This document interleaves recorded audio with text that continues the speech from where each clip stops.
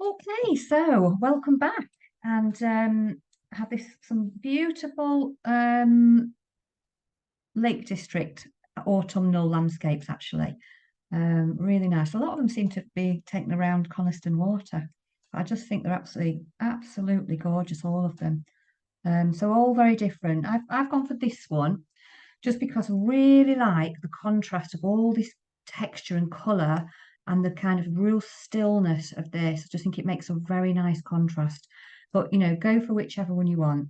Um, the biggest thing is working out which is the back layer. So this is the most complicated out of the four that I've gone for. Really because we've got to really think, which is the back, which is the back, which is the back. So the back of this area obviously is the sky, but the back of that area here is we've also got this like little layer of misty landscape as well. And then we've got this lovely water, and then obviously all of this texture. So we're kind of thinking sky um, behind everything. Then, and this bit as well, it's quite neutral.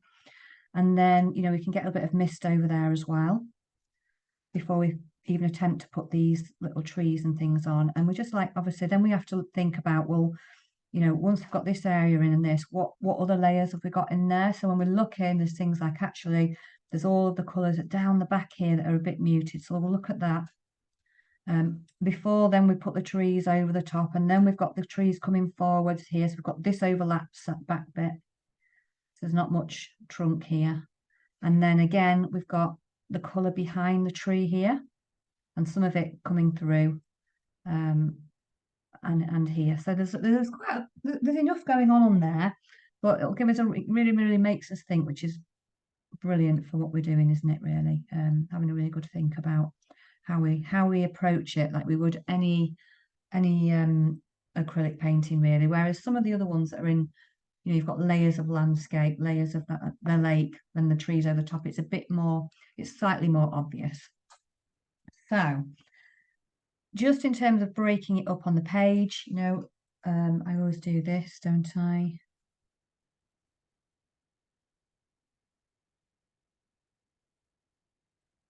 Which is just halfway. I'm doing it actually just so that we can see, whereabouts it goes. I'm not going to bother putting it across the middle because I can see that that's just under halfway and this is just over halfway, so that'll be fine. But that does help a little bit.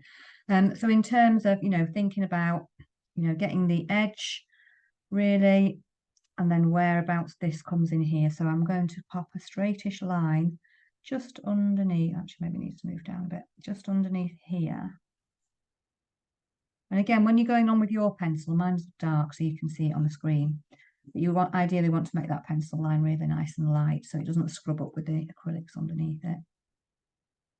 And then I want to pop in some of these hills in the background, but again, quite loosely because we're only going to go over the top of them.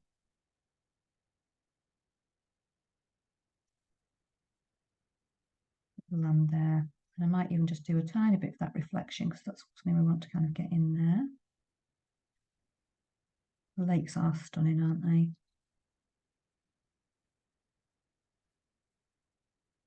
Right. So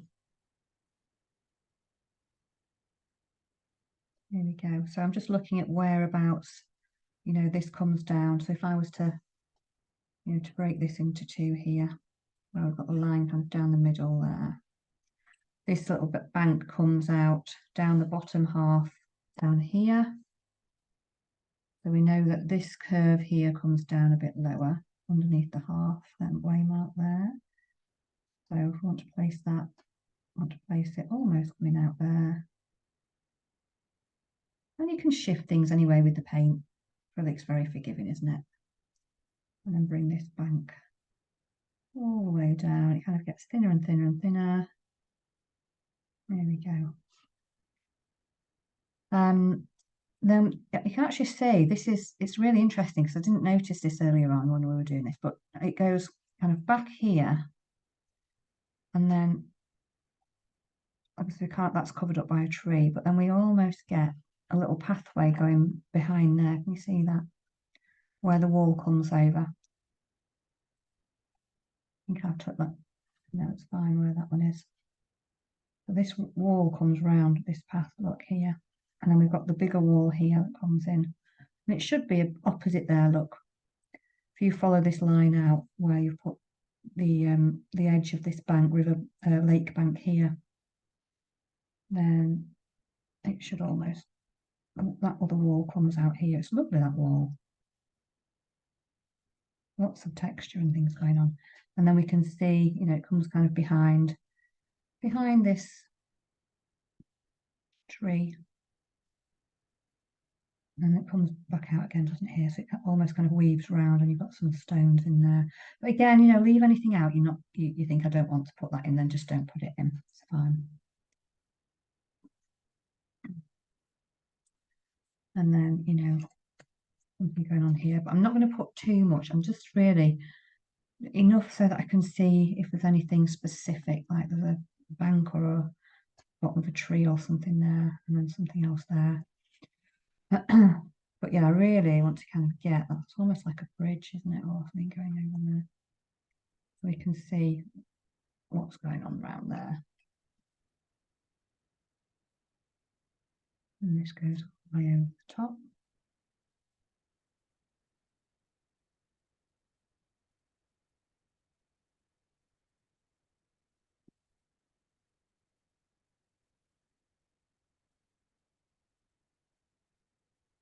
Right, so yeah, it's going to look really, really messy as well, so don't worry about that.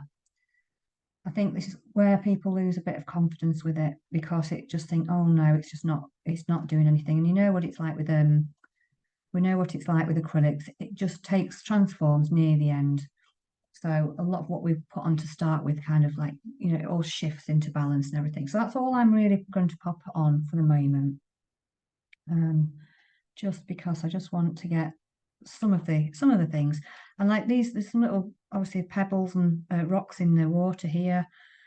You can leave them on or take them off. They'll go all the way around, look, on there as well. They look almost like stepping stones, don't they, those? But you know, again, decide do you want to put them in or take them out. I'm taking them out because I'm not as keen on them. But you can, of course, leave them in. So I'm not drawing this tree in because what I might draw is the bank of you know, we've got this bank of colour here. So there's no point in going into this big thick block of colour. So a block of yellows there. And then over this side, there's a block of colour behind these trees that comes out. So I want to make sure I've got that block of colour on before I put over my, you know, it's kind of a hazy colour behind it. And we'll think about all those colours. So where it's a big block and you're not going to get any, like here is as well, we've kind of got some big blocks of reds and things like that behind that tree. I'm just going to pop a little mark in there whereabouts it's going to go behind that tree, so that because there's probably not too much reason really to go right into there with all of the blue from the sky. So we'll just have a little look. So what I would start with obviously is the layer that's the furthest back. And I think one of the nice things that is with this time of year and with winter as well is that you do get a different light. And so sometimes the sky feels a little bit of a different colour because it is there where it's warmer. So for example, we tend to use ultramarine blue a lot more in the summer. It's very, the sky is very light.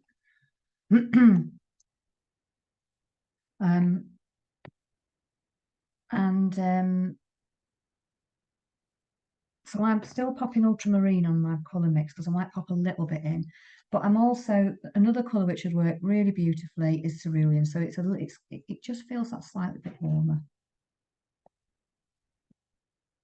You've got a cerulean blue. It's a good time to try it, or like a turquoisey colour. Here's the other thing. And just to try the different tone, because this time of the year we've followed it all the way through, haven't we? The seasons. So as we step into autumn, it's nice to think about the way, you know, everything operates. and especially these amazing colours that we get that real contrast with. And because the blues and the oranges are on blues and yellows on the opposite side of the colour wheel, the colour spectrum, I also think that's why we find it so attractive to the eye, actually. And then I'm going to pop a tint, some white for a tint on there. Now, if you've got a sky that's got different colours in it, you might have a pinkish tinge or an orange or a peachy colour. If you've got a peachy colour in there, then you can always go for something like a tint with white, a bit of red and a bit of yellow in there. The warmer reds like cadmium red, that's slightly more on the orange spectrum, work well with the peaches.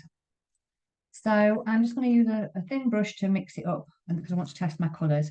And what I'm hoping to do here is put in a nice, get some of these kind of warmer blues at the top, and then phase it down so it's getting lighter towards this horizon, which it feels like it's doing. It is misty over there, but it all kind of rolls into one, doesn't it? It's quite difficult to see anymore. So that mist, has come down over at the back, although it's not here, is it? It's further down, but it's still nice. So what I would suggest is, get some blues that you want to try. So I'm just going to mix this up on the palette on paper. Just add a small amount at a time. So I'm going to go in with this one, or you could use, as I said, you could just use cerulean on its own. But it's just a little bit too warm, so I'm just going to drop in some ultramarine as well, until I'm come up with a colour that I'm happy with. Just test it. Okay, yeah, that's quite nice. I might just drop a bit more of this in. Now, if you're in a warm room, it's going to dry faster, but what I'd like to do to keep this very, very blended, because you don't have to keep it blended, by the way. You can have lots of texture in the sky as well if you want to. If that's what comes out, then just do that, that's fine. But I just want to pick up on that contrast between the still and the not. So I'm going to try and keep mine nice and blended. So when you've got your colour that you want, it's better. Stay with me.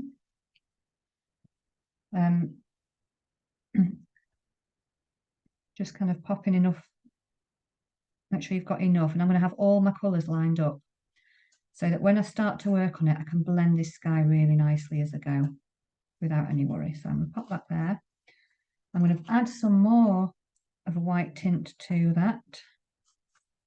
So in here, I'm just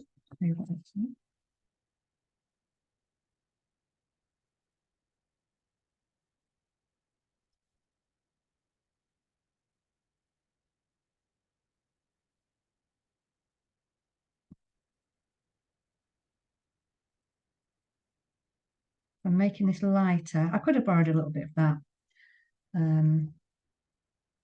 but I'm making this lighter. So I want, as it comes down, to get lighter and lighter. So there's still a bit of a tint in there. Yeah, that's getting lighter. And then I'm going to have it very, very light at the bottom. So I just have the tiniest bit of this blue in there, a real tiny bit. And this one should be lighter than the last one. You can, if you're not sure, you can always test it on your paper. But the reason for having them all lined up together like that is that you can just transition it through if you've got them all mixed in there. Sometimes you get a dried edge if you're wanting to blend it. You won't be able to because it's dried. So you could use a little flat brush or a flat brush. I've just got a flat brush with me. It's a big one, and I've only on a very small piece of paper. However, it still works nicely, and I like to move it backwards and forwards a little bit. So I'm going to get more in this back corner because that's where I can see it. And all I'm doing, just using that backward forward motion. And that one where I want it to, and then I'm moving on to my next colour, and just moving that brush backwards and forwards so that we can get that in there. I'm making it lighter over this side because it looks kind of a bit more like that. Bring it in a little bit there. And then finally I'm getting to that bottom area where it's a bit more. And again, I can just blend it with the end of my brush. That's why flat brushes are fabulous.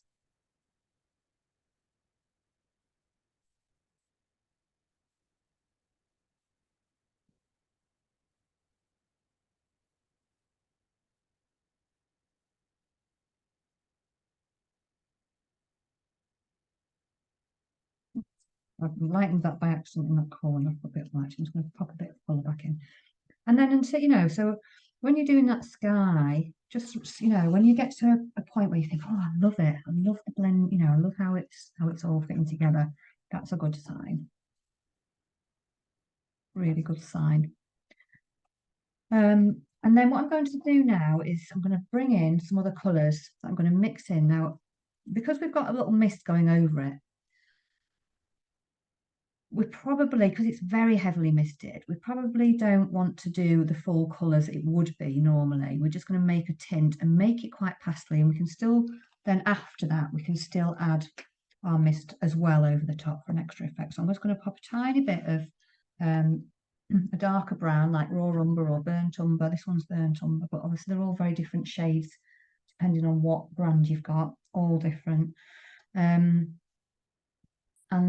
you know, or it might even be a purple colour. And this is where you get to experiment. I've got a bit of a purpley colour there. Oh, that's a bit too, probably, that's a bit too warm. I'm not going to put that in. The violety one, as opposed to, should have read the label, shouldn't I there? So there we go, that's more violet. So it's a little bit more purpley there. What else? So I've got lots of colours to choose from. So again, I'm just going to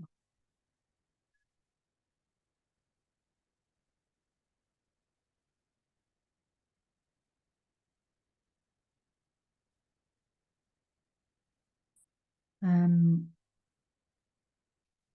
a bit of this brown over where the darker areas are here. But I don't, like I said, I'm going to really tone it down so we can actually add it so it's much more neutral at the back anyway. So I'm just going to mix that up. Again, you want to test your colours. I am happy with that. So I'm going to go in with that where I think I need to pop it in.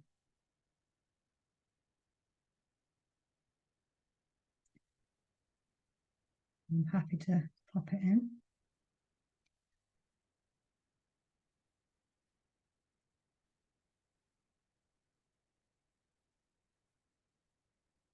Just to create some of the shape of these lovely banks here.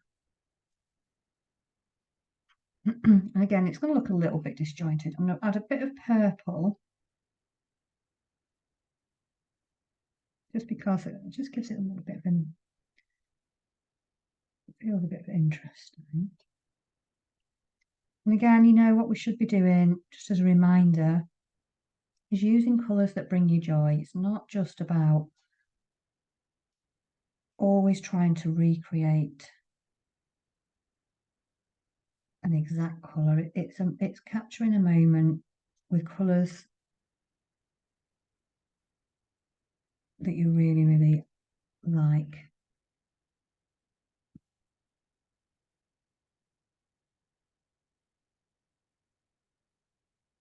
You know, we're thinking, feeling people at the end of the day, aren't we? And we need to be able to have those choices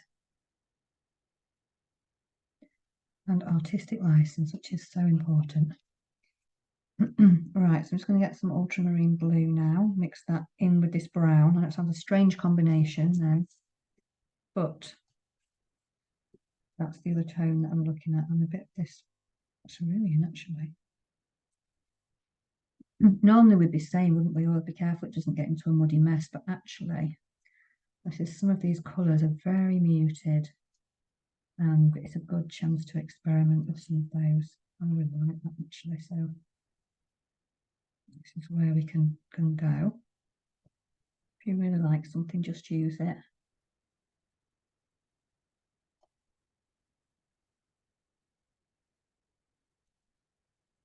There we go.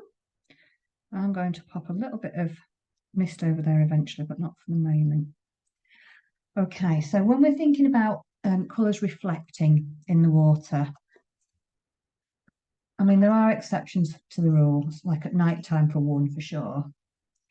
But what you tend to find is that the lighter colours are reflected slightly more darker in the water, and darker colours are reflected slightly more lightly. So we don't get a high contrast here at all in this water. So I'm going to leave a little bit of a gap between the layers. So I'm just going to go in. So all we have to do, if it's a dark colour, just add a slightly lighter colour to it. And if it's a light colour, we add a slightly more darker colour to it, if that makes sense. So if you can just have a look at what you get and think your way through what you can see, then that works well.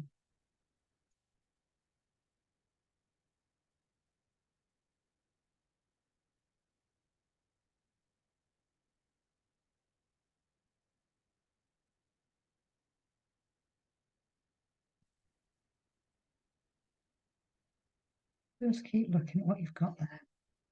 And if it works, you know, it doesn't need to be precise in that river, in that lake either. Just kind of getting in. Quite muted, isn't it?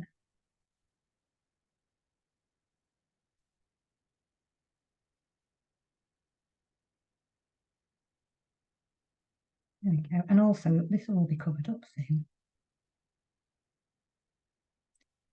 So just keep looking, see what you can see. If there's any other colours you want to change, add. There we go. It's quite handy to leave a little line between it, where you get the top of the water reflecting as well. If you wanted to make that more obvious than the colour of your paper, you can just add in slightly lighter colour there. Just carefully with the tip of your brush.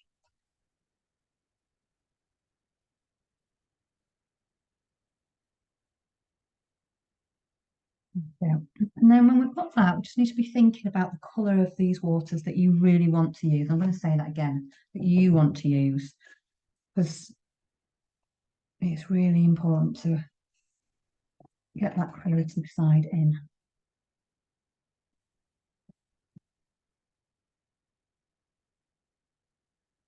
So within the water areas, again, you can have all your colours lined up if you want to. We're just looking at colours that you can see and that are added in there. You know, just have everything ready. And if it's a whatever colour that might be.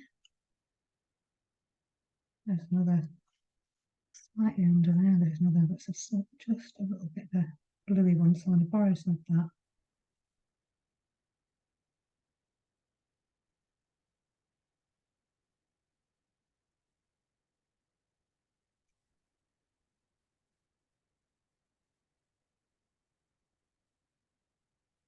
And then when you've got them all ready, you can start to kind of blend them in again with each other. So I'm looking at this as some, you know, where the darker areas seem to be.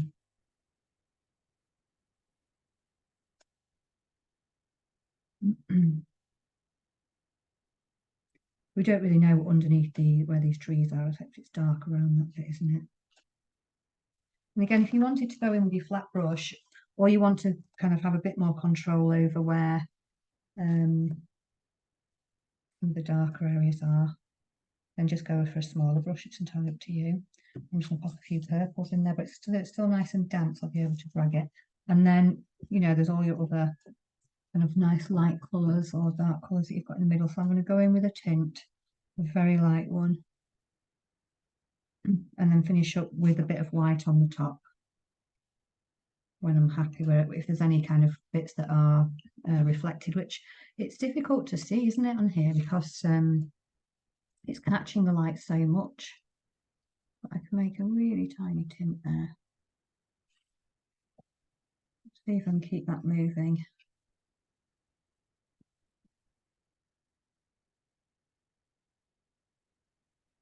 And then finish up with a really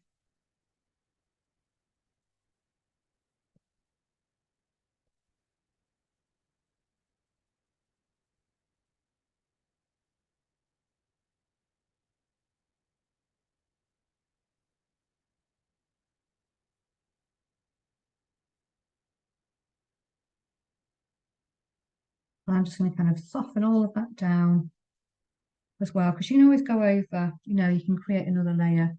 And then I'm just going to go in with where it's really bright. I can see it's particularly bright, where we might get a bit more in. It's right down here.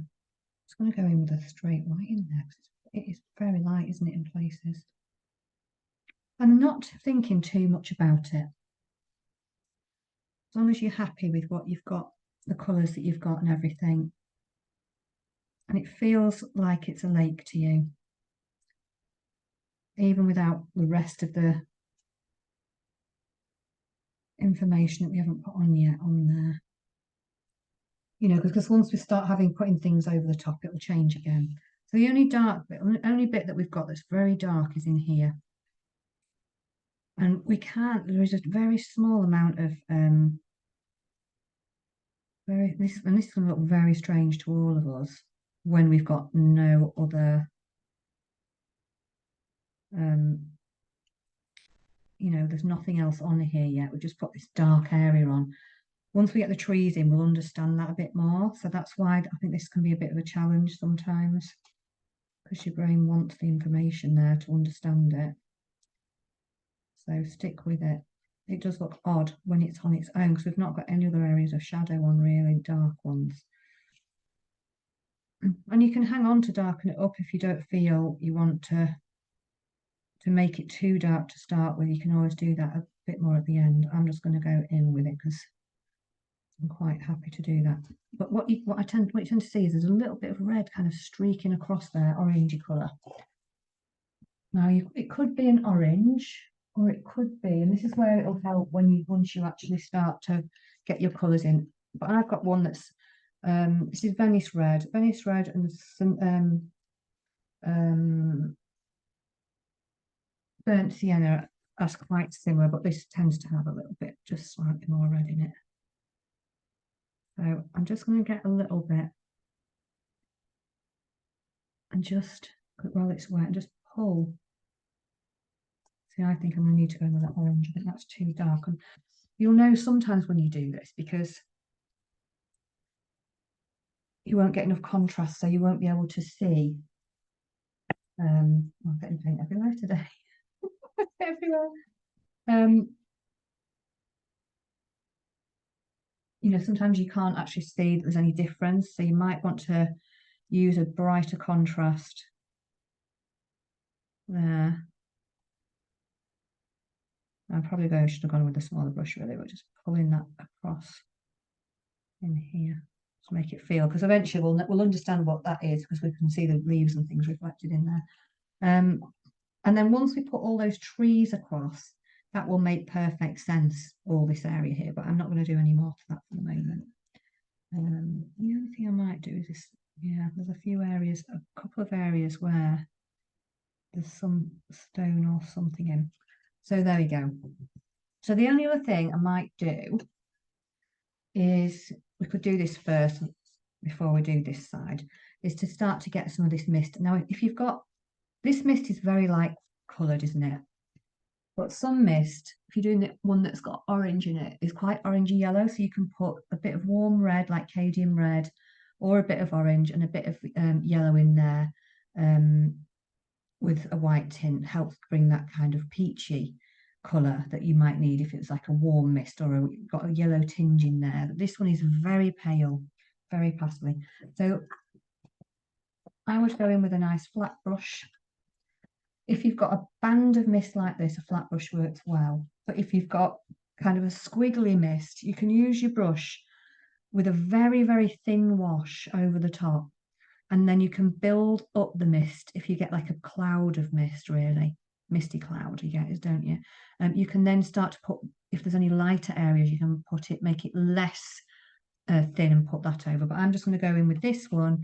I'm just going to go over this area to make that feel more misty. So I've got to be really thinking about what colour that mist is going to be. Is it going to have a bit of is it going to be totally white, or will I put a tint in it? And the only way of testing it is by going over, either going over it and just going for it, or just going over another colour on your page. So you can always, see what it would look like if you go over like that. So I've got some white here, and what I want to be doing is really, really making this much, much, much more fluid than that lovely buttery texture we use with acrylic. So it's nice and thin, and it'll be translucent. It should be translucent. So when you paint, it's thin enough that when you paint over another colour, you can still see the colour coming through. It can be too translucent, so there's no change whatsoever as well. So that's something to bear in mind. So it's about building it up. If you're not sure, if in doubt, start really thin and put another layer on. That's another way you can do it. Very different technique to oils, which we can't put that really thin layer over the top unless we're using a lot of you know, specific thinners and things like that. Right. So, and then also decide, do you want any tint in that? I could put a tiny bit of purple. Let me see what happens if I do that. That's okay, actually. So then get your this should be more or less dry by now anyway. And we're just going over all of it. Okay, so I need to put more thinner, more colouring because that's not made a huge impact. I need to make change it somewhat, but not totally. So I'm going to add more paint. Okay, that's better. That's giving a bit more coverage.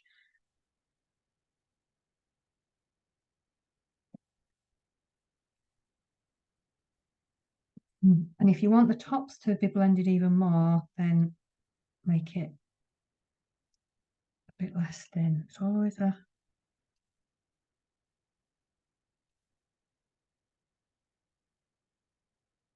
and then obviously if you know now that's kind of blend, that is getting a little bit more the way I want it. But what I don't want to do is make it so is keep putting it on. There we go. Okay, that's better.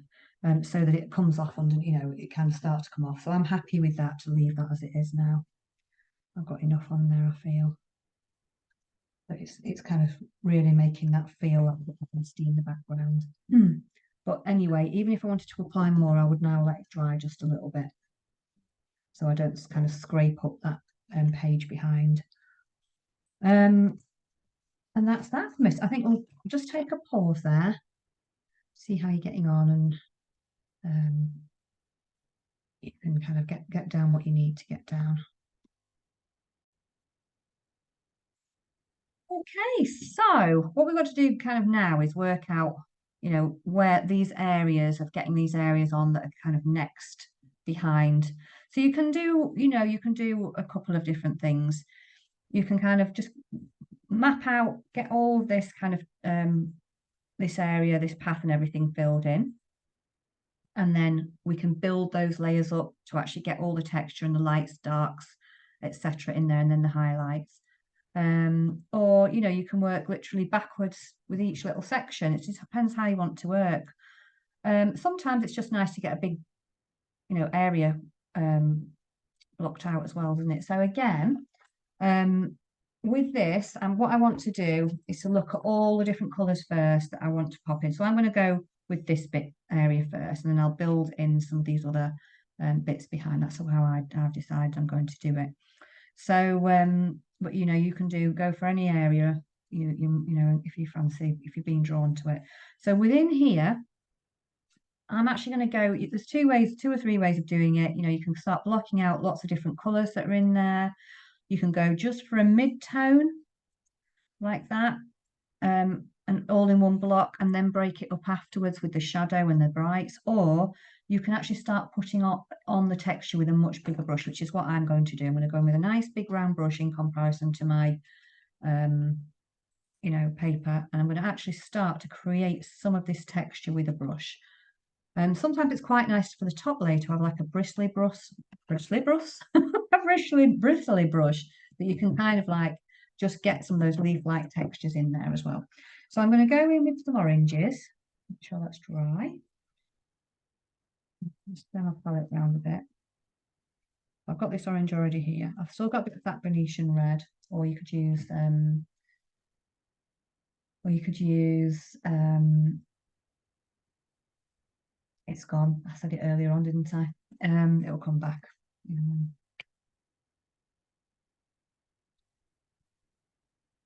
And then you can go in with some reds, some yellows, and depending on what colour the shadow is that you want to pop in, we'll think about that as well. So now with regards to yellow, have a little look at what you can see. Now I'm going to go in with some kind of quite warm yellows.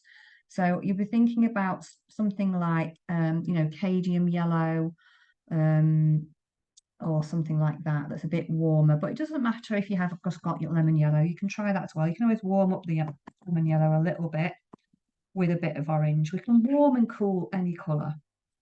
Well, most anyway. There you go. So I've got some different tones, and one of the things that we should really have a go at if we can when we're doing autumnal colours is using some real brights in there. So as you can see, I've got some brights here. I've got my neutral tones with a Venetian red, and then I've got some darks. But I'm just going to go in, as long as I don't do my shadow. If I do my shadow last, it will flatten everything down. So I'm not going to do that last, but some people prefer to put the shadow in first, and other people prefer to put a mid-tone. I'm going to go in mid-tone because that's how I like to do it, just because there's quite a lot in here. So again, testing the colours is quite important because you might want to mix them as well. So that's a bit of Venetian red and a bit of yellow. Just try my reds out together, just see what I've got with my yellows. Okay, red on its own. You might even want to try a little bit pinky or a purple in there as well. I'm going to try a little bit of that in there. Just in here. Because it does feel in areas, it's just a bit of pink in there. But this is when you start, when you're looking through the eyes of yourself as an artist, you'll see different colours coming up, and it's just important to have a bit of a go. So I'm going to just start to kind of block out some of these areas. Some might be a little bit, and we can variegate this colour as well. So it will look quite textury if you're working in this way. And that's okay.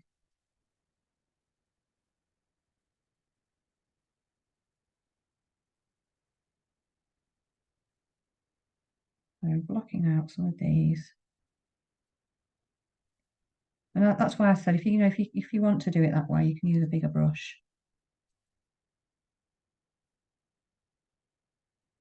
Feels a little bit more.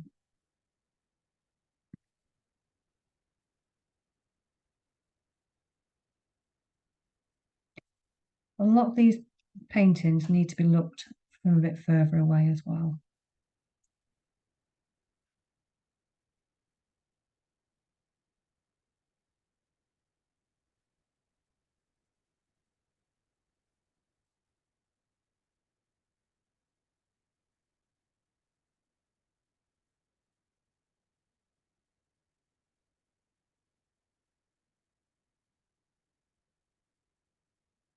Okay.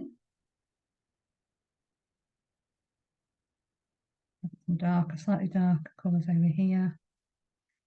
And I'm just making that a little bit, not quite too straight on the edge here, because you do get the leaves and things overhanging. So it's not totally perfect there.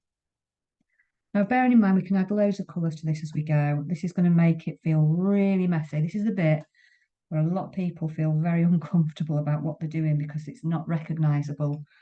We want to see it finished, and don't worry.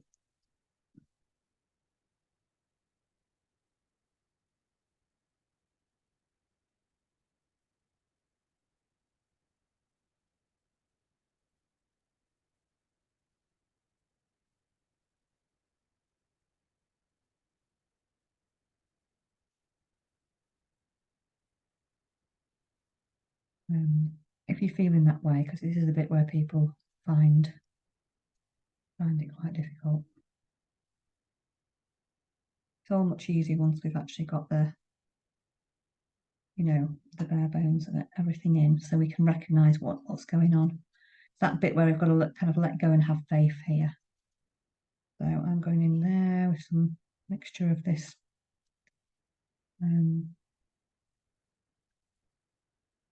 this colour with some brown, a bit of brown in it, just to, but it is quite shadowy over this side. But again, there's plenty I need to pop on there, so like other colours.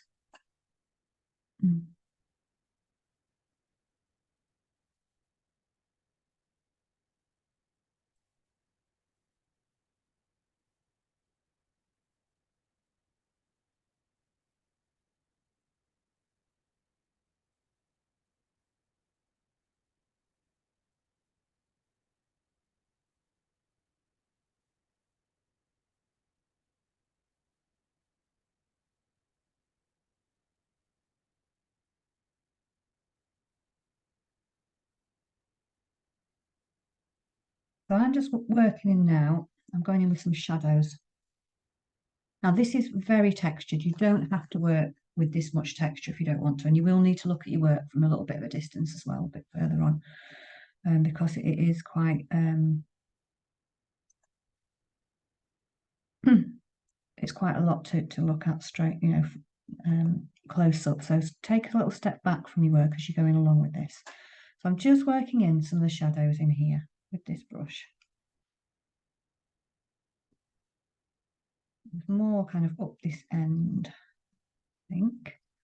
And then you often get them under the trees. You might want to do that afterwards if you can't quite see where they are at the moment. Sometimes where the wall is as well. And again, you can go back and pop these in. You know, we get these little shadow areas under the wall. So bearing in mind, I've gone in with quite a big brush there as well. So what I want to do now is to go in with some kind of slightly warmer colour. So I'm going to get my yellow, just have a little experiment. So up here, there is a lot more of this yellow. Now at this point, I'm just applying the paint more thickly, basically. I'm going to pop a bit in here where I can see it coming through these trees as well, at the back, this area here.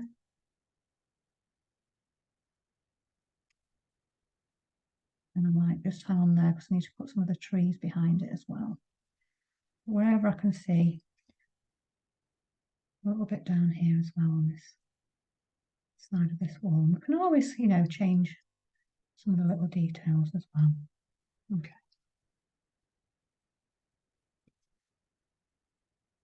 Right. So I'm finishing up now with a few brights within this section. I'm going to follow around because you get these little pathways almost through there. I'm just going to weave in some of these colours.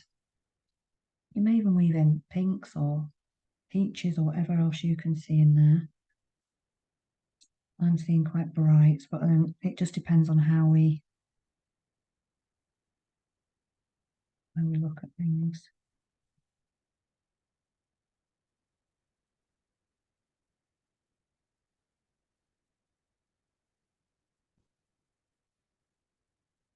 I am going to bring in a little bit of peach. So I'm just going to mix up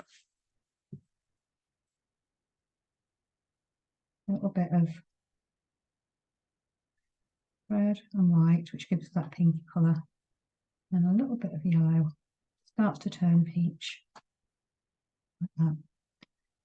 I'm looking now, where can I see any little highlights in there?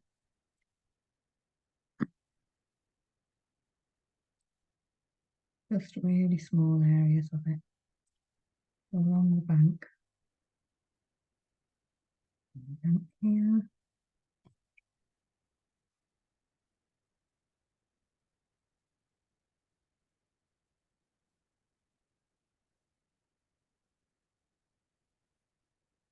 Yeah, slightly darker. So again, this is where it's going to feel really like, oh, this is awful. As long as you know that, you can just keep going and go, do you know what? It will work. It'll be absolutely fine. When you're working with acrylics, it is that building up and building up. So what will happen actually now when we start to get some of these on, some of these little highlighted areas in here. we'll start to oops, I've blobbed that one. We'll start to, when we start to put these trees on, it'll all start to feel very different. So I'm going to come away from that now. Because at the moment we've just got lots of kind of texture and blobs in there, and we'll go back in and work into it in a little bit more, but we're just kind of getting a good block of colour out here. So I'm almost looking as well what I can see behind there. And there's this kind of greeny, yellowy colour in the middle here, which is a bit paler than that. So I might even pop a touch of this Venetian red, or you can use burnt sienna, which is very, very similar. With a bit of the yellow, I'm just going to pop it really loose this, because we've got all these trees in front of it, which will cover it up. That's why we shouldn't worry too much about it, to be fair. Okay, so the other thing you might want to pop in, just so you can see, might give you a little bit more kind of confidence about what it is you're painting. I'm going to go down the size of my brush, quite a big size. I'm going to start to pop in some where this wall is here, and also where this path is at the back there. So I am going in with a shadow, my shadow edge first. I'm also going to bring green into the picture, because I feel that there's a bit of kind of a mossy colour there, and I want to get a little bit of that. I've only got a small amount. But the greens are quite nice to mix in, because you get that, you know, that effect in there. So I'm going to bring in a bit of green here. Mix it with a tiny mix. It's quite dull, isn't it? I'm going to bring in a tiny bit of this yellow as well. So this is just a leaf green. Put a tiny bit of yellow in. Let's test that colour. Okay, I'm happy with that as a base, really. So I'm going to just start to draw, just kind of get a base colour on here. Block out some of these with the shadow that goes between the wall as well. And it is a bit kind of higgledy-piggledy, so let it all wind its way around.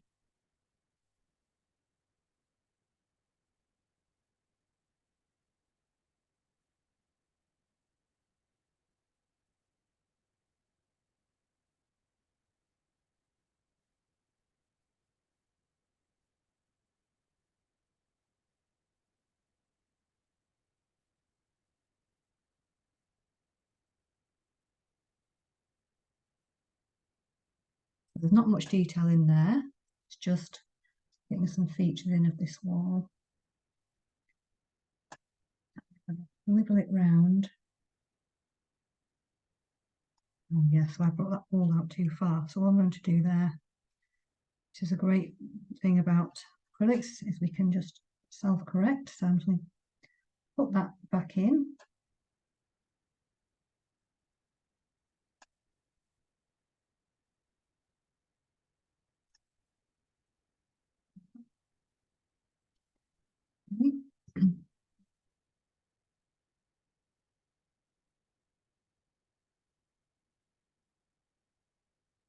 There we go. And then pop this bit of the wall that comes in round here back in. And then it comes up around this pathway. We can kind of do that a bit there. And then I might just pop in a nice light path. I'm going to use that peachy colour I used earlier to create the shape of that path going up the side here.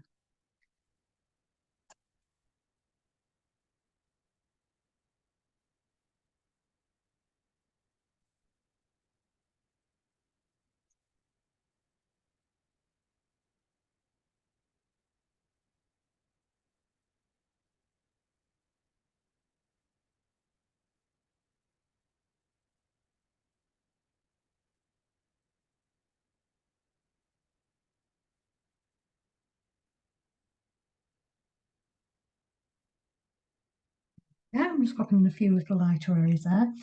And then we need to get our shadow in. That will really help us like see where the edge and everything is. So I'm just going in with a really dark brown here.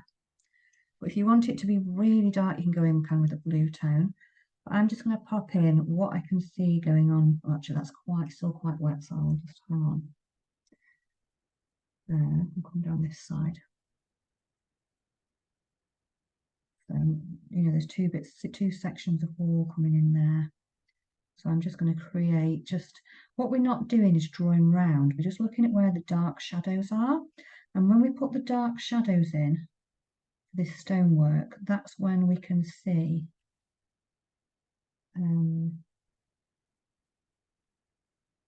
the shape of the actual stones appear. So it's often quite a bit easier to do the shadows, and we get those nice shapes then.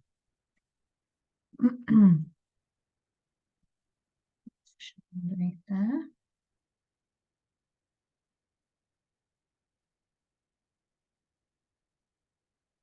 And then once we start to see the side, the shapes of the actual wall, we can then pop in the highlights as well. So keep going with your shadows.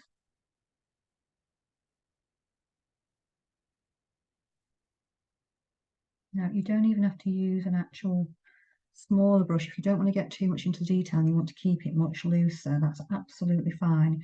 You just kind of like press on the shapes of the bricks without like doing this.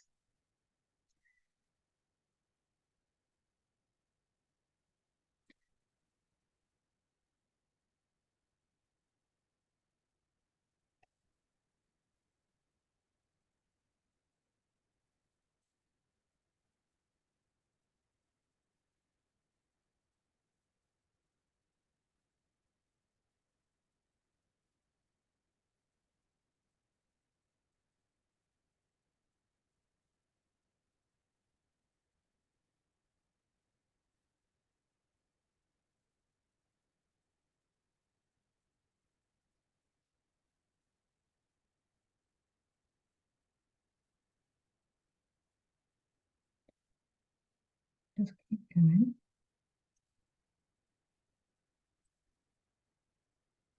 You do get some quite very dark, very dark shadows between each of these areas of the wall as well.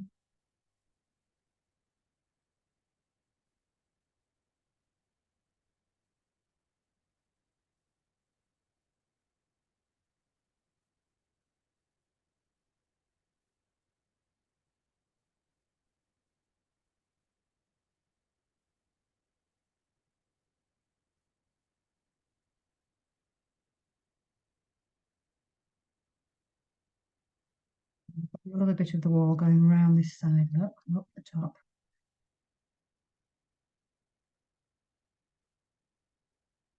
Quite dark, all of it.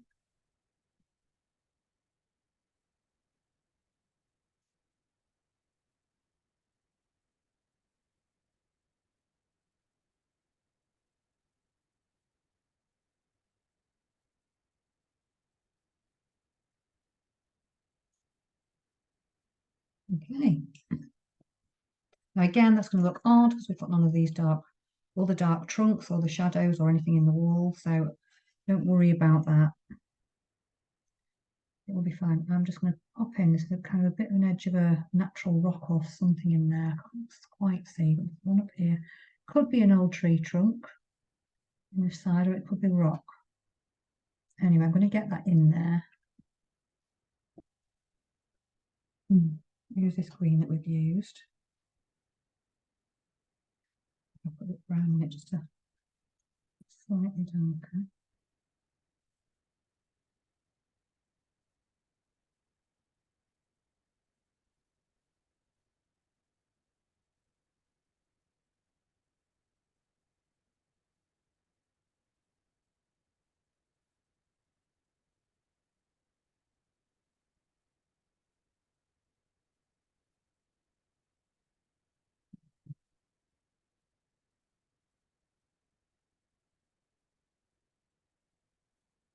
I'm going to pop a bit of, I can see a little bit of green in here. Just going to pop a bit of that behind there. I'm going to drop a little bit of green just behind some of these trees. That's what I'm getting again. So again, all we can do is go with the shades we can see and the colours that we like to use with those.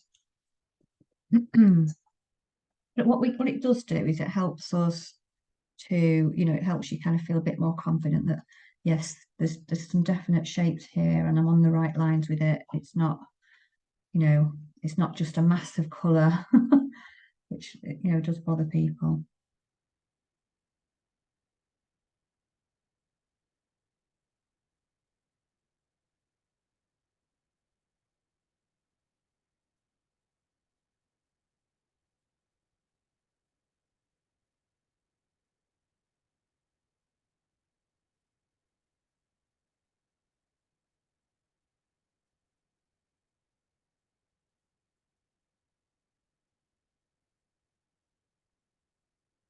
Okay, so we're now working the way this way, aren't we? So we need to look at all the trees and things that are in the background. So are there any other colours you want to put on?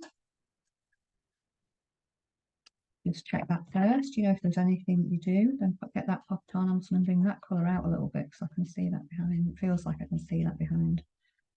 Okay. And then the beauty of people sometimes get worried about this bit. I actually think this bit is once you get used to having a go at it, it's much easier. So I can go in and start to put the lights on there as well to make this wall pop a little bit. So I could do that. So we'll just have a bit of peach, I think. A bit of white, sorry. In that green, a bit of brown in the white, and that gives us a kind of a bit of a neutrally stony colour. But you could also, if there's anything that feels quite warm, you can pop that in as well. A bit of an orangey kind of a colour, isn't there, in there? Let's go in with an actual orange. What we get is the hue of the whole, oranges sometimes on, reflected on the stones and things. And then anything that's got a bit of a highlight on that's sticking out a little bit. And pop those on as well.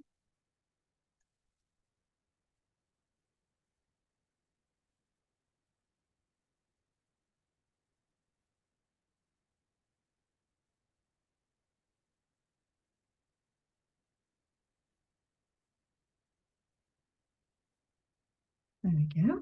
Okay. I'll leave that there for now. Well, actually, I might just put these orangey ones in here on the front of these stones.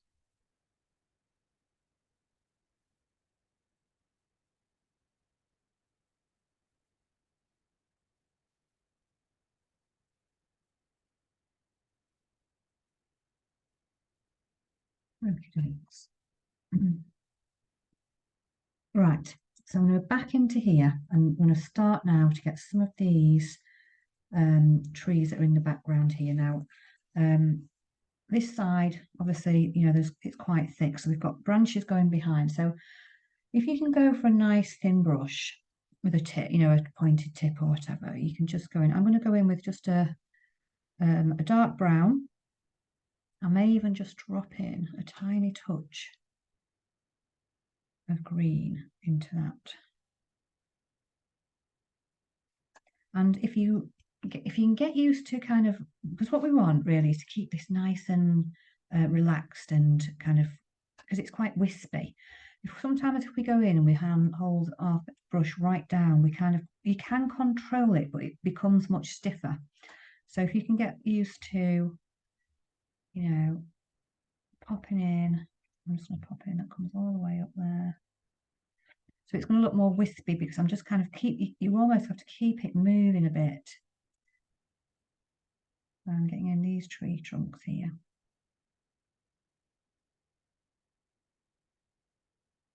And then you can start to, bring on some of those wispy,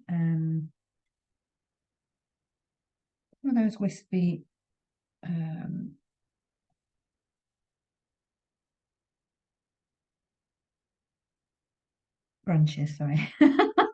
Just didn't finish my sentence off, did I? yeah, branches, and just bring them all back to that central um, trunk. I'm just going to make the trunk now a little bit thicker as I come down. And then you can start to pop in some other ones as well. There's a lot of crisscrossing, isn't there? So you can almost just do that, you know, just get them all crisscrossed. Don't worry too much about it. It's a real good to practice these kinds of ways of doing it. So I'm going to mix up a bit more green into the next one. And sometimes you see some of it come through the trees, but not all of it. Now, a lot of it's going to be covered over with this big bunch of orange anyway, so don't worry too much about that, about, you know, how perfect these ones on the edge need to be, because a lot of it's going to just cross over and then cover it. What you really want ideally is just enough trees that you can see that there's like a thicket going on there of branches. And again with the stem, you know, just keep it moving, because those even these, you know, on the trunks, they do move and wave quite a bit. They all seem to be growing towards the light, don't they, in that direction, which is what we'd probably expect. And then again, you know, if you're wanting to give them a bit more, you know, where they start, then just make the bases much darker, because that's what you would get, you know, where the shadow is by the base generally. Okay. So then we've got one over, haven't we? It's just totally tipped over now. Again, you can leave that in or you can take it out. I'll pop another branch, another trunk in there.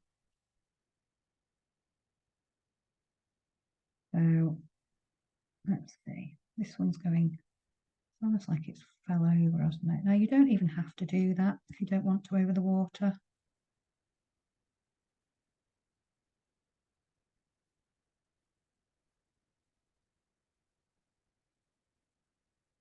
If you think I don't really like that shape, then don't pop it in. Just have them all stood tall and nice. I quite like the idea of just copying nature. It does blow over a lot of these branches, doesn't it, in the autumn? It's normal for us to have a few little storms. But yeah, you can take out or put in whatever you want in your own picture. So I'm just now like, you know, making these really wispy. Just adding on a few more and just moving the brush really fast, using right on the tip. It's like how we use on, you know, the different brushes, we can use different parts of them to create things. I'm looking now and that looks like, I thought that was another one down, but I think that might be the reflection of it down in the water. Let's see about putting that in, but again, not too dark. The dark ones are reflected slightly lighter in the water. So if you want to, just make it a little bit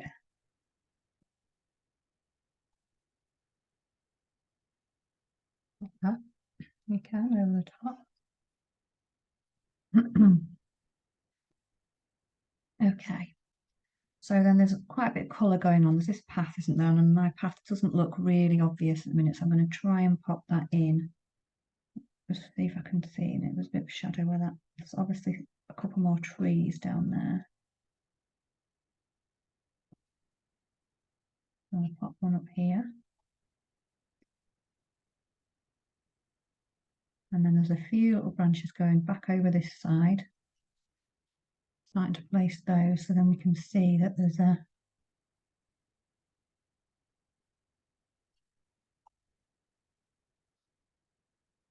it's a massive different foliage, isn't it, that? But there we go. And I'm going to pop in some of that back of that colour that I can see I've had in before.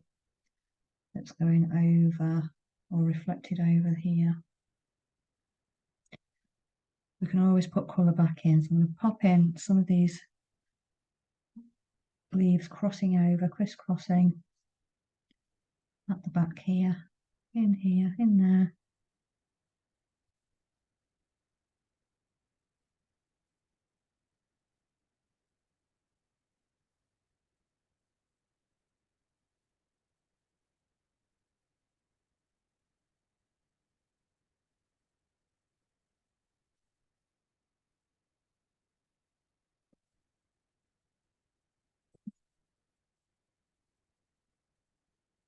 And then we've got some of these trees now coming down this side, haven't we? So I'm going to get some of those in. It's a nice dark colour again. You just put the paint on a bit thicker as well if you want to. So same again, I'm just going to have these trees kind of coming up and over, coming up and over. And again, you can only see part of them. But it's enough so that we can gather information in our brain to say, ah, yeah, there's tree there.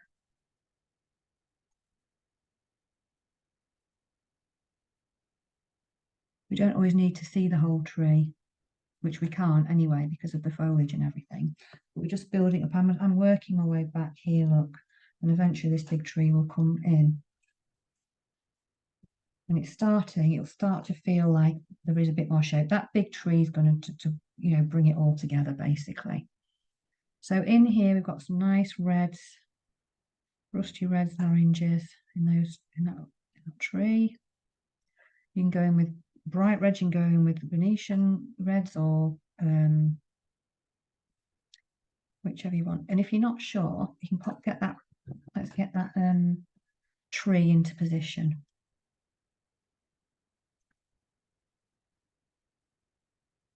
That might help. So, and look at it, starts this side of the rock. You can, you know, and you can, again, you can just, it leans all the way across, doesn't it? It goes across the front of that, up round here. Now, don't worry if you've not done the, you know, put some of the foliage in here. Sometimes you need the tree and where it's placed to be able to see where the foliage goes behind it. So it's a little bit, sometimes we have to do this kind of thing to be able to see how it all fits together and makes sense. Okay, so that's going right up there. We've only got one side of the treatment and it's very dark there, so you can go in with your darkest colour. You can even add a bit of purple or blue to that brown to really darken it down just a bit more as well.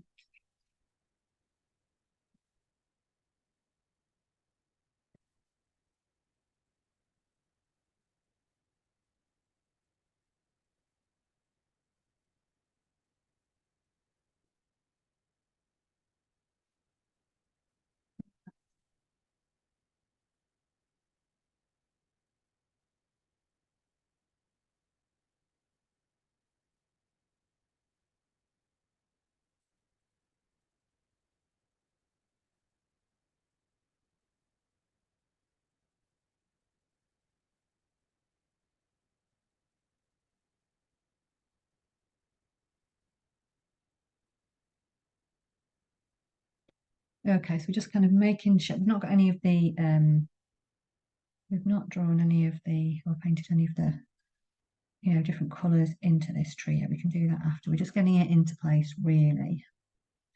Unless you've got a burning desire to finish it, and of course that's fine. Never stop the creative flow. So I'm just following these brushes out quite loosely, just, you know, let them go over there and do what they're doing. Now, if you get to a point where you think, actually, now there is quite a lot of foliage I want to put behind, because now I can see where that one needs to go and this one needs to go, etc., then that's a good time to pop some in. You might have to just redraw a couple of your branches over the top, and that's absolutely fine.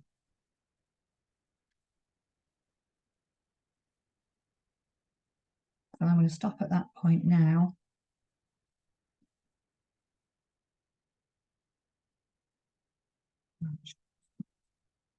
Just give myself, even if you have to kind of pop them back in afterwards, that's okay. So I'm going to go back in with a kind of a thicker brush now and trying to get in some of that, stipple in some of this foliage of the tree. You can use all sorts of brushes to do this as well. So I'm going to go in with that darker colour, the reds in this area, which will make it even more rusty colour. Stipple it in.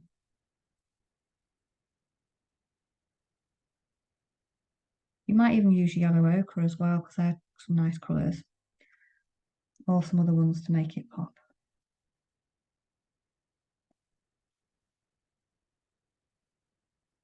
quite bright around this area, isn't it? And as I said, if you've gone over the top and you think, oh, that should go over, that should overlap, then just do that. That's absolutely fine. You can use an old stippler, an old brush as well. You've got an old one to kind of like stipple on some of these, or a fan brush. I'm just showing you what you can do with an ordinary brush, really.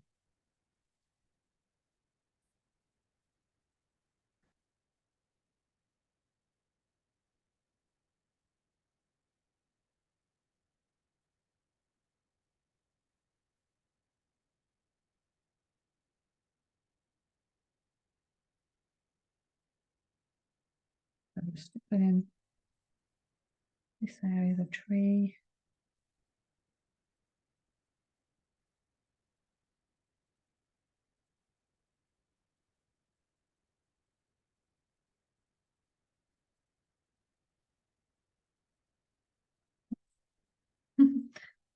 Camera incident. Got a bit stippling crazy there. Hope you're really enjoying being in the flow with that. We'll stop and take a little pause in a mo. So, you can pop in some slightly darker colours as well. Get your shadowy ones in if you want to, if there's any shadowy areas that are a bit kind of underneath. And then we can use, go over with any branches that are crisscrossing.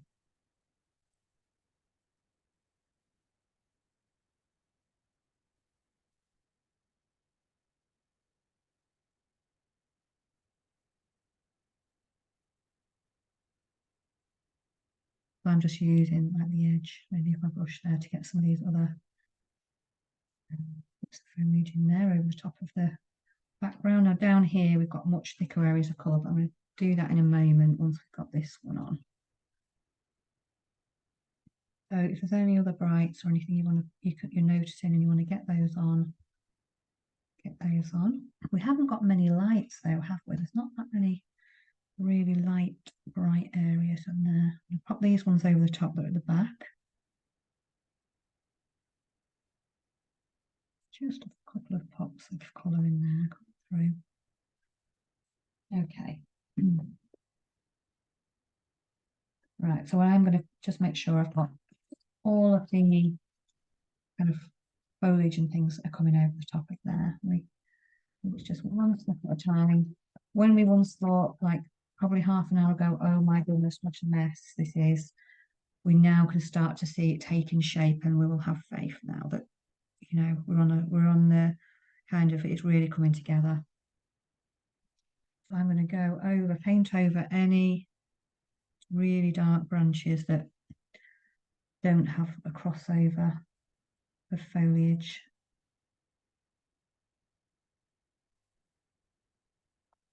You get a sense of how it's all fitting together.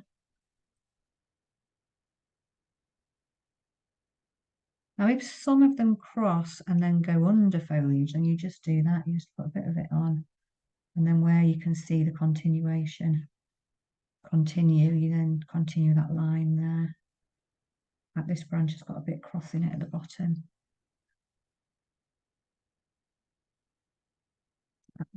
Over the top.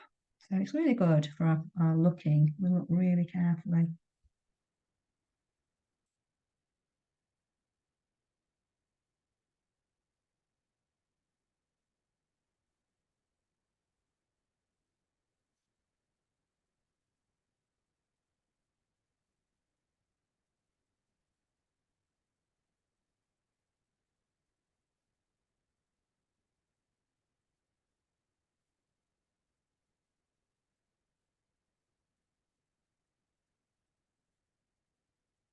Okay, and then if there's any other little ones you want to pop in there, pop those in.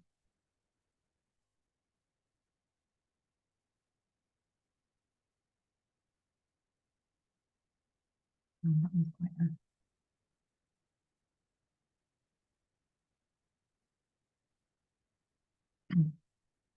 just building this up and building it up. It's nice to do it.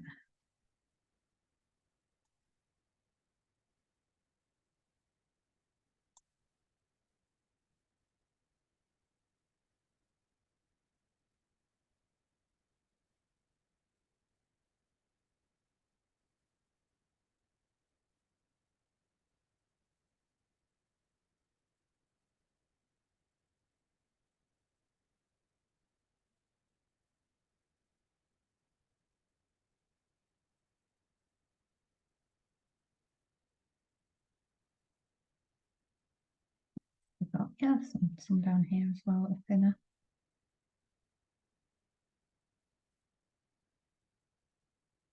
There's something coming through the top there, isn't there? But if that's a separate trunk, it looks like it could be another tree growing through that one. We can do that.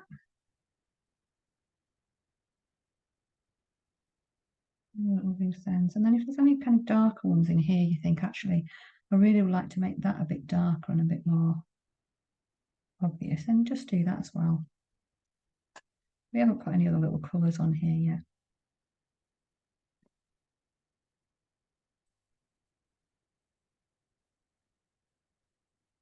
And the bases. You might start to see where it's a bit darker, where these walls come out now as well. Now in the shadow, start to pop them in. Well, you know, around the base of the tree, perhaps, where it's much darker. You'll start to see all of these little areas come up. And then, you know, while you're working on that, you might want to pop in, you know, you might think, now I've got these very dark ones in, I'm going to balance this shadow out. I'm going to make that a bit darker. So we tend to balance our painting out as it emerges, really. Like that. You know, you might suddenly think, well, that's much darker than I had thought, but that's your best to wait if you're not sure, because sometimes it can be overpowering if you go in too dark. Other times, if you like a really strong contrast, it'll probably be fine, but you don't know till you do it. Okay. So now we can see what's happening a lot more here. We'll just add some of the detail onto the front of this tree. So I'm going to go back in with that lovely green. Green a bit more.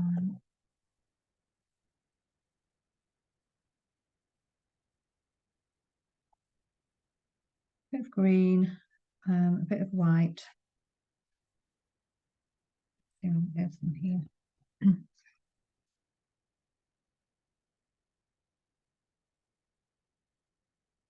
just warming that up with a bit of yellow, actually. It's a bit of I don't think that's the same green. So if you want anything, any colours just to be warmed up slightly, just add a bit of yellow to them. And then I'm just going to start to pop on, you know, any of these colours we can see that are highlighted on this tree.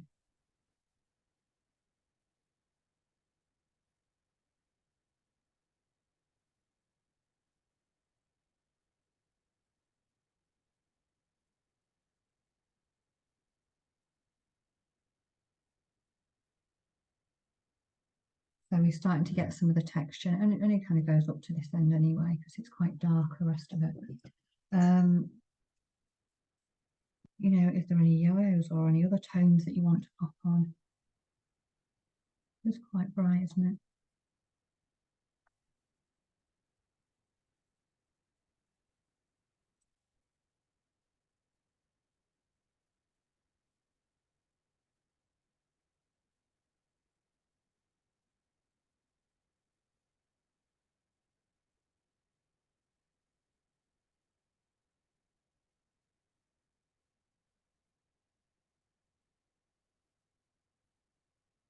There we go. So we're getting a bit more, getting a little bit more in there now. The same on these. I think that one almost looks a little bit like a silver birch. Not that bright, but again, we can pop a little bit of a mix. I've got a bit of white and a bit of that orange in there. I'm just going to just create kind of a little bit of movement on the base of that tree. So we've got an idea that, you know, it could be a silver birch then. So there's just a little bit more. We're just adding a little bit more in there. You know, any other trees where you can see a little bit of a difference, that might be a greeny, a bit more of a greeny tinge or whatever, pop that in. We're just adding a little bit of interest really, and then any highlights. You know, I don't know if there's anything that I would say is really, really white, but you can make a very light tint with white. Just capture something there and there that looks a bit white to me. It's probably the lightest bit of that. A little bit on this stone here.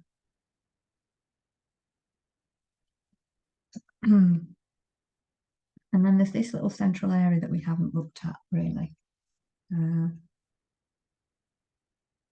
And the same again about, because this is quite a silhouette where the light is behind it, creates very dark, you might want to darken off some of the overhanging branches or whatever.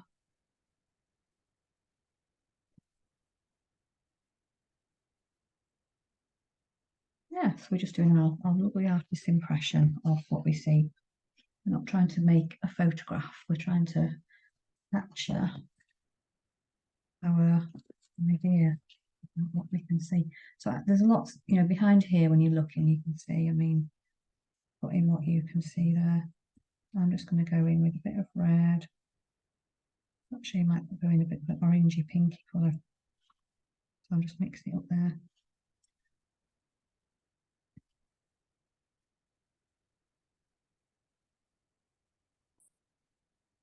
Quite difficult to see, isn't it? In that foliage in the background, what's actually happening. It could be leaves on a bank. It might not be. So I'm going to go in with pink and a bit of orange in there. Just mix it up a little bit. I'm not sure. None of us are really sure. Probably entirely.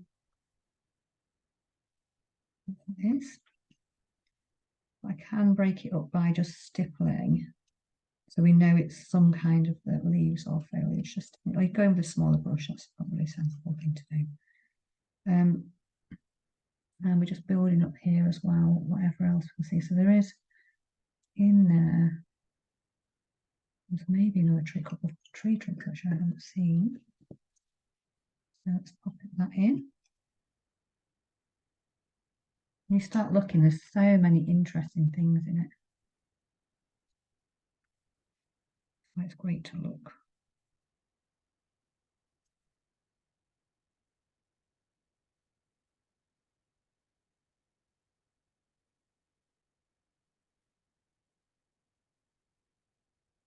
And pop in some of those colours that you can see.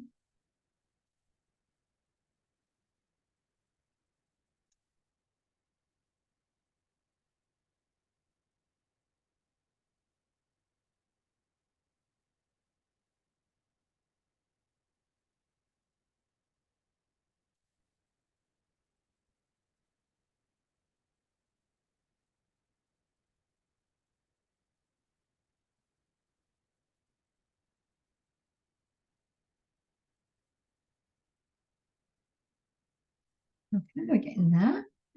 And then any other colours you can pop in there as well. See. So I can see a few bit of orangey colour, like yellowy colour. So whatever you can see in amongst there, you just pop it in. And it will all come together. I know we always say that, but it's very true.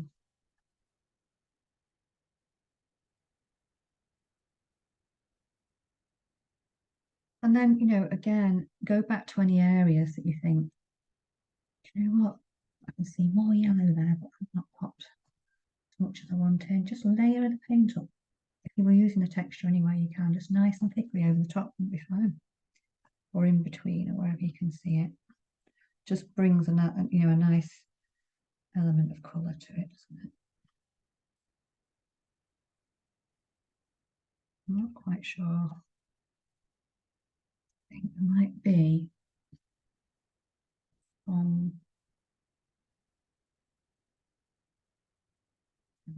little branches here. But I might be making that up, but it doesn't matter, does it really? Okay, I think I'm going to actually stop there. What I'm going to do is I'm going to look back over the painting and just look and think, is there anything else? Sometimes when you put more colour in the back, you might think, I'm just going to add. I'm going to weave that through and create a little bit of balance.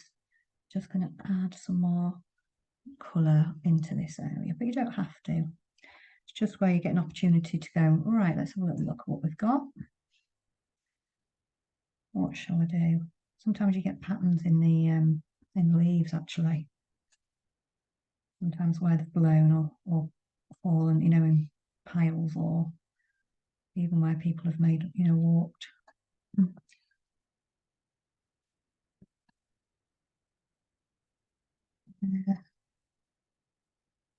There we are. And again, if there's any, if you wanted to just go and put a bit more mist in, for example. She thought, oh, actually, I've not got quite as much mist as I'd have liked. Then that's another opportunity. As long as your water's clean, just bear that in mind.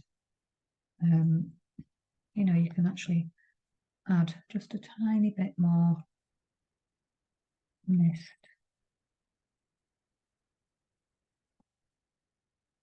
A bit more. Build it up.